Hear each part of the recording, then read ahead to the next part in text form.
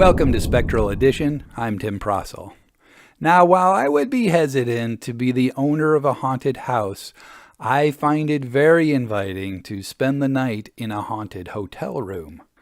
You get the thrill of possibly running into a ghost without any of the responsibilities you can leave the next day. I've got a ghost report here, which is about a haunted hotel room.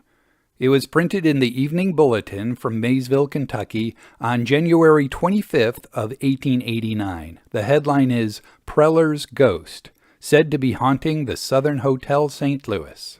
And before I begin this, let me point out that a drummer in 1889 referred to a traveling salesman. St. Louis, January 25th. The tragedy enacted on April 5, 1885 in room 144 of the Southern Hotel is revived by the strange experience of the guests who have recently occupied the apartment. It was in room 144 that Maxwell chloroformed Preller to death, robbed the remains, and then packed them in a trunk.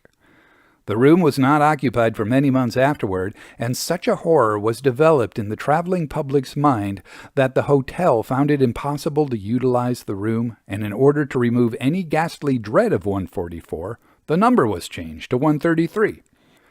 The nerves of several drummers were first tested, and only 2 exhibited signs of a collapse the next morning.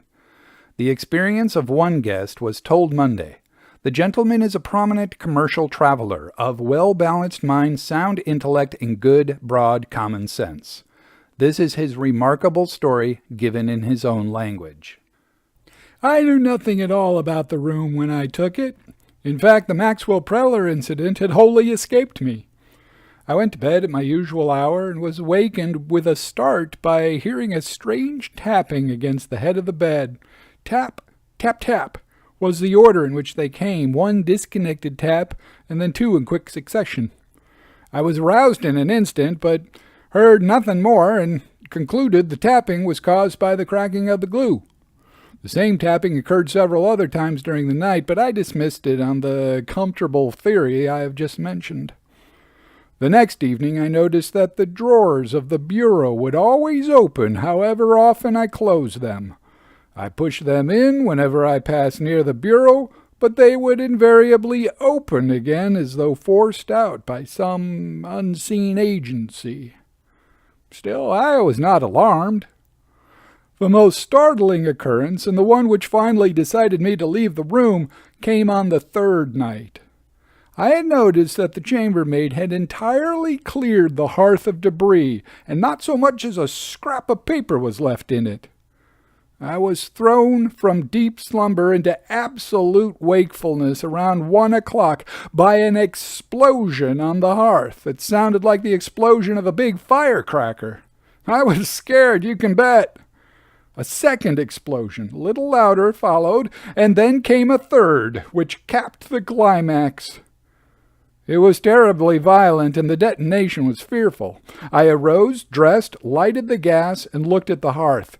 It was completely filled with a slaty substance that looked like ore of some kind, and one of the large cubes that made up the mass was torn from the brickwork or tiling. Pieces of slate were thrown across the room. I went downstairs and told the night clerk to come right up to the room and see what had happened. He refused with a sickly smile. I returned to the room, passed a sleepless night, and changed my room the next day. I then learned from a friend the history of the room, and 1 or 2 things that hitherto had been inexplicable to me then became painfully clear. I noticed the bellboys would get out of the room as quickly as they could, not waiting for the occasional tip which I held to them, nor could I get an answer when I rang the bell after 10 o'clock at night. I found out that at that hour the lights in the hall were turned out, and the bellboys would not go through the corridor after that time at any price. I give these facts for what they are worth, without comment or explanation. I am not a spiritualist or a believer in their doctrines. I was absolutely sober, too, as I seldom take a drink. The manager of the hotel, Mr. Lewis, had nothing to say when the story was told him, nor could he suggest any explanation. I'm Tim Prossel, and I've collected over 300 of these ghost reports, all of them printed in actual U.S. newspapers between 1865, the end of the American Civil War, and 1917, when the U.S. entered World War I. I've chosen the scariest, the most intriguing, and a few of the funniest for a book titled Spectral Edition, Ghost Reports from U.S. Newspapers 1865 to 1917. It's at Amazon in paperback and Kindle, and you can find it at other online bookstores too. For more information, visit brombonesbooks.com.